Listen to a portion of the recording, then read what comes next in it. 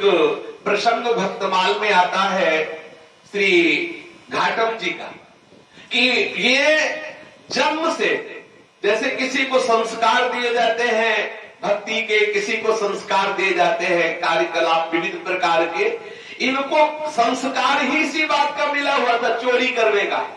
और चोरी करने वाले में सारे अवगुण होते हैं। वो जरूरत पड़ी तो हिंसा भी कर सकता है, जरूरत पड़ी तो विविध प्रकार के और भी अपराध कर सकता है। संत समागम का कितना भारी प्रभाव होता है। घाटम जी के चरित्र में आता है कि ये मीणा जाति के थे, जयपुर राज्यांतर्गत ये खेड़ी ग्राम के निवासी थे। चोरी, डाका, लूटपाट ये इनका पारिवारिक पेशा था, कुल परंपरागत। जैसे पंडिताई का पेशा, जैसे वैश्य कुल का, जैसे स्वर्णकार का। तो यद्यपि जन्मे थे मीणा जाति में, खेड़ी ग्राम में, पर इनके बाबा पर बाबा भी यही करते चले आ रहे थे, चोरी का धंधा था। और वो बैठ के यही सिखाते थे किस हथकंडे से किसके कितने रुपए कैसे मारे जाते हैं। जन्म से ही चोरी के संस्कार थे, क्योंकि पिता भी चोर और बाबा भी चोर, कुल परंपरागत चोरी इनके यहाँ होती चली आ रही थी। एक बार ये वन में किसी को लूटने की तलाश में घूम रहे थे कि संयोगवश देखा कि किसी वृक्ष के नीचे रोमांचित होते हुए, अश्रु प्रवाहित करते हुए कोई संत बैठे हुए हैं। और वो संत भगवान श्री कृष्ण के ध्यान में मगन थे। नजदीक गए, ऐसे संत के दर्शन से तत्काल पाप नष्ट होते हैं। दरस परस अघनाश, दर्शन से, स्पर्श से, संभाषण से तत्काल उसी क्षण। तीर्थों का लाभ तो बहुत काल में मिलता है, लेकिन देखो संतों के दर्शन का लाभ। देखा संत को, बड़ा हृदय में शीतलता हुई, हृदय में बहुत अच्छा लगा। नजदीक गए, मन हुआ इनको प्रणाम करें। झुक करके प्रणाम, पहली बार किसी को प्रणाम किया। बड़े लंबे चौड़े तगड़े थे, पहली बार किसी को प्रणाम किया। संत ने देखा कोई आया हुआ है, दृष्टि डाली। महात्मा ने इनको देखा कि प्रणाम कर रहे हैं, बड़ा आनंद आया कि देखो इस जीव पर प्रभु की कृपा हुई है। यद्यपि ये जितने भी अवगुण है सबका सरदार है अवगुणों का, क्योंकि जो चोरी करेगा, लूटपाट करेगा, सब अवगुण अपने आप आ जाते हैं उसमें।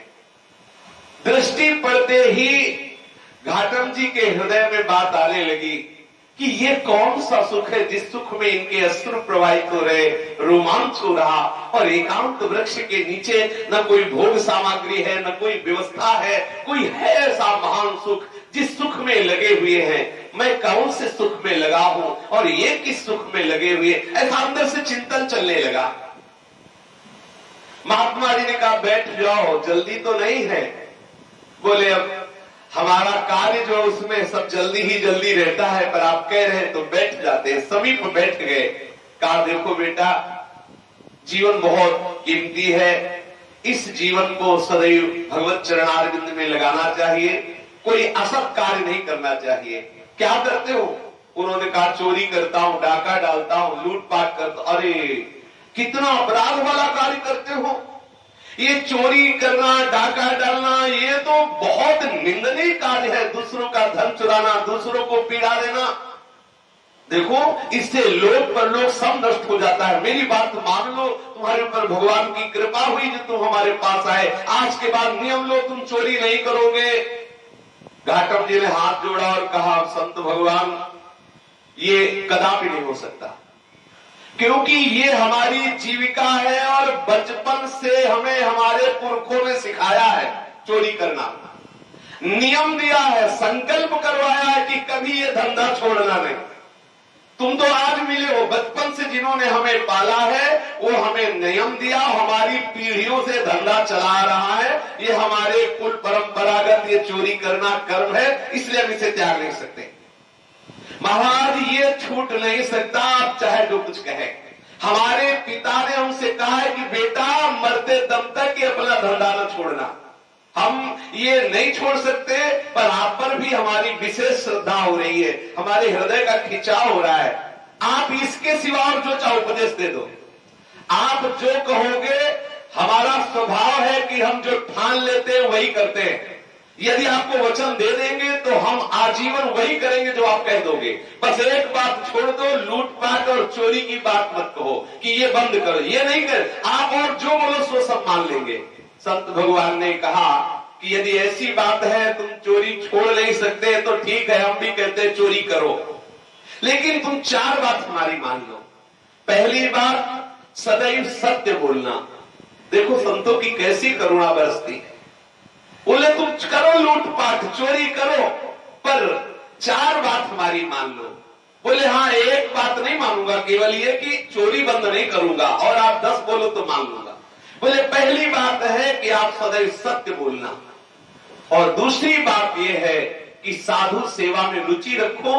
कभी कोई संत दिखाई दे तो प्रणाम करो, आदर से नम्रता से बात करो। कभी तुम्हारे घर आ जाए तो उसे भूखा मत जाने दो, उसको जल पिलाओ, भोजन पवाओ, उसकी सेवा शुश्रूषा करो। दूसरी बात है साधु सेवा।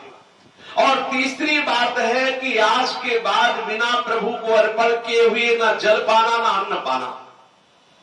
और चौथी बात है, कहीं भी अगर भगवान की आरती हो रही हो तो बिना आरती दर्शन किए जाना नहीं। देखो कितनी सुंदर बात है। सदैव सत्य बोलना बन गए। सत्य बोल, सत्य का जो आश्रय ले लिया तो सच्चिदानंद में तो उसकी चित्तवृत्ति लगी जाएगी। जो दूसरी बात साधु सेवा करने का भाव है, ये वो सिद्ध औषधि है भवरोग की। साधु सेवा जिसने करना, पर है बड़ा कठिन। संत सेवा का निर्वाह कर ले जाए, बहुत कठिन बात है, बहुत ही कठिन बात है। क्योंकि बड़े विचित्र विचित्र कोटि के दृश्य आते हैं और भगवान भी परीक्षा लेते हैं।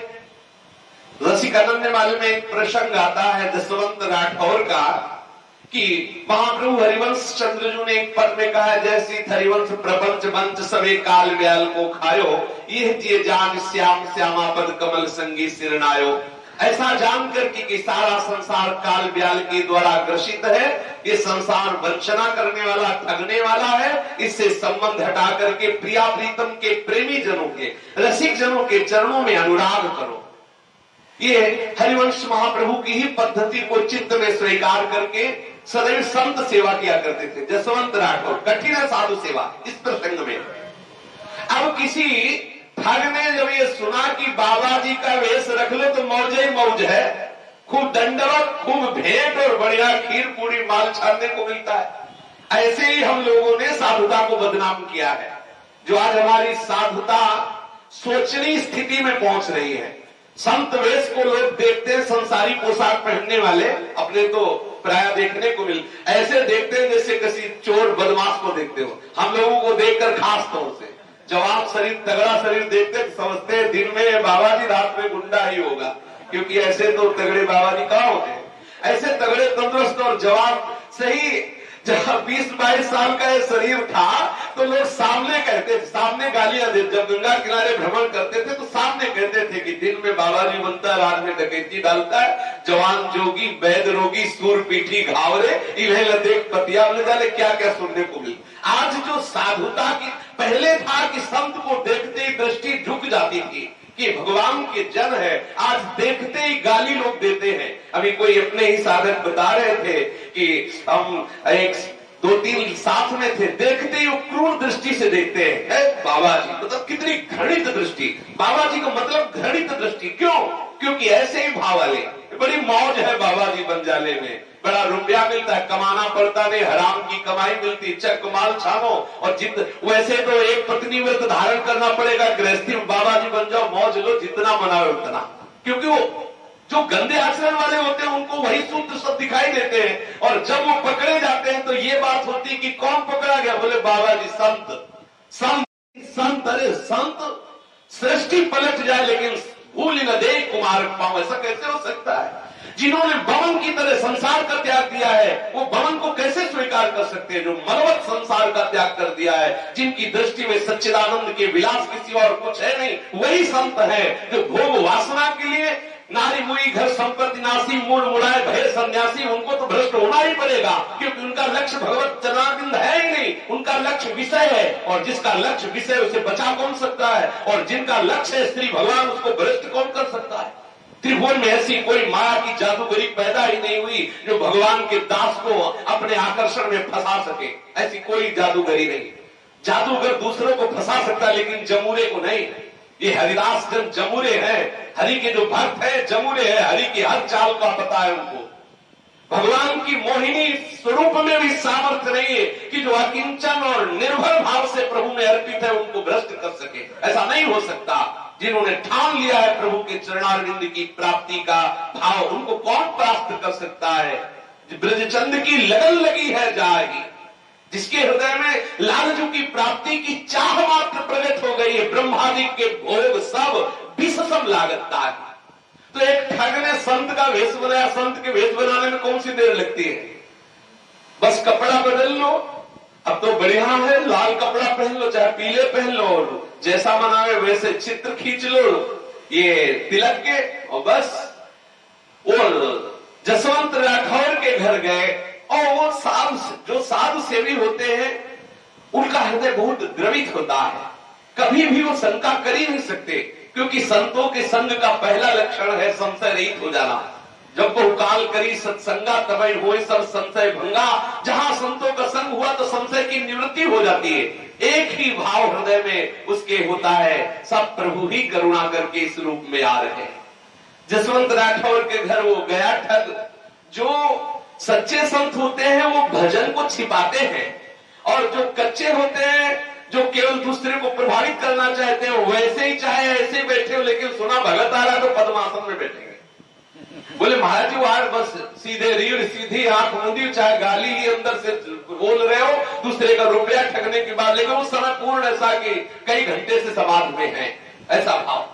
वो जो ठग की प्रवृत्ति होती है तो दिखावा होता है, दम होता है, पाखंड होता है। और जो सच्चे संत होते हैं वो भजन में लगे होते हैं, पता चला कोई आ रहा है तो सहज हो जाते हैं, जिससे कोई समझ न पाए कि ऐसी भी भजन की स्थिति हमारी है। अब वो और बढ़कर के नाम कीर्तन करना और भगवान के आगे नाचना, जसवंत राठौर को लगा कितनी कृपा हुई है, जो नई अवस्था के जवान साधु आए, कितने बढ़िया भगत है, देखो प्रभु के सामने नाचते हैं ऐसा। और अच्छा अच्छा पदार्थ पवाए, चरण दबाए, उनको पलंग पे शयन कराया। और ठग को नींद कहा, वो तो देख रहे थे कि कहां माल रखा है, मैं मारूं और भागूं। तो देखा कि उनका लड़का 30 तोला सोने की जेवर पहने, 30 तोला, खूब धनी मानी थे, अकेला ही लड़का था। बस उसके मन में आ गया कि तिजोरी तक पहुंचना तो कठिन है। उसने लड़के से व्यवहार करना शुरू किया, और एक दिन एकांत में जंगल में ले जाके उसका गला दबाया और 30 तोला सोने के जो आभूषण से उतारे और भागने की कोशिश कर रहा था, तो संयोगवशात उधर से भगत जी आ गए। भगत जी ने देखा, मन में बहुत क्लेशित हुए कि लगता है कि घर में कुछ सेवा में त्रुटि हो गई थी, जो महात्मा जी है नाराज होके जा रहे हैं। आगे गए और साष्टांग दंडवत हुए। वो जो ठग थे उनके तो होश भूल गए।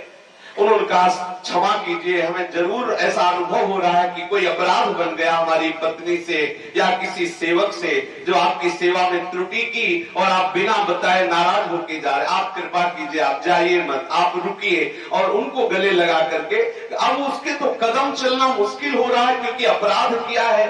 घर में जाके बैठाला, सुंदर पदार्थ पाओ महाराज। संध्या हुई, खोज की कि अभी कुंवर क्यों नहीं आए, लाला नहीं आए। अब पूरे मोहल्ले में खोज हो गई।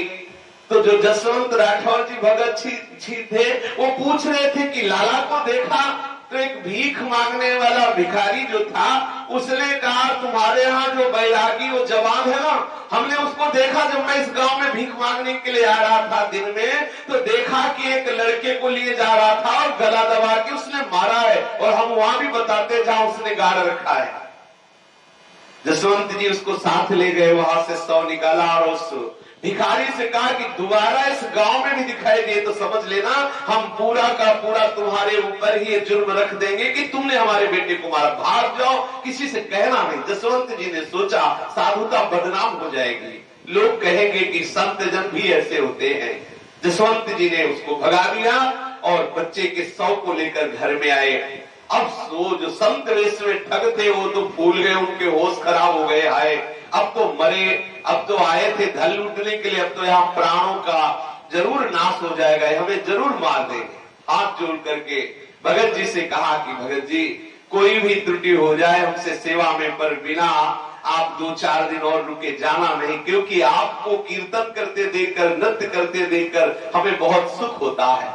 अंदर से बहुत क्लेशित हुए जो ठगते, हाय ये कितने सरल हैं, मैं कैसा अपराधी हूं। अंदर ही अंदर उनको भारी जलन हो रही, मैं कैसा अपराधी हूं। उन्होंने कहा कि मेरे ही अपराध का एक लक्षण है, मैं संत नहीं हूं। इतना देखो सच्चाई में कितना बल है। उनकी साधु सेवा के बल ने अपने आप उसको इतना चला दिया कि वो बोल पड़ा कि मैं संत नहीं हूं, मैं तो चोर हूं, ठग हूं। आपके यहां संत वेश धारण करके मैं चोरी करने आया, लेकिन अवसर नहीं पाया। तुम्हारे बच्चे को देखा 30 तोला सोना के आभूषण धारण किए, मेरे मन में आया कि इससे बढ़िया चांस क्या होगा। फिर मैं ले जाकर जंगल में गया और मार दिया। उन्होंने कहा प्रभु इसमें कौन सी दुख की बात है, ये सेवक, पत्नी, पुत्र, धन सब आपका ही है। प्रभु आपकी वस्तु को पूर्ण अधिकार है, आप जैसे चाहो वैसा आप प्रयोग। देखो कैसी संतों के हृदय की कैसी स्थिति होती, आप जैसे चाहो वैसे प्रयोग करो, ये आपका था, आपका है, आपका ही रहेगा। प्रभु आप इसे मारो या दुलार करो, ये आपका विषय है, आप यहां से जाइएगा नहीं। बहुत हृदय में उसके क्लेश हुआ कि हाय मैंने क्या अपराध कर दिया। इतनी जलन हुई उसके हृदय में कि उसने अंदर ही अंदर निश्चय कर लिया कि आज से मैं इस संत भेष को कलंकित नहीं करूंगा और मैं सच्चा संत बनूंगा। देखो संत संग का प्रभाव, मैं आज से नियम लेता हूं कि अपने जीवन को भगवान की भक्ति में लगाऊंगा। भगत जी ने थाल मंगाई, चरणोदक धोया और जे ही बच्चे के मुख में डाला तो राधा वल्लभ लाल की कृपा से जीवित हो गया। अब वो सच्चे संत, जो ठग जी आए थे सच्चे संत बन गए। जसवंत राठौर ने अपना सर्वस्व उनको समर्पित कर दिया। वो भगवत सेवा में, साधु सेवा में सम्मिलित हो गए। जैसे जसवंत जी सेवा करते थे वैसे वो भी करने लगे। कोई भी संत समागम से सुधर सकता है।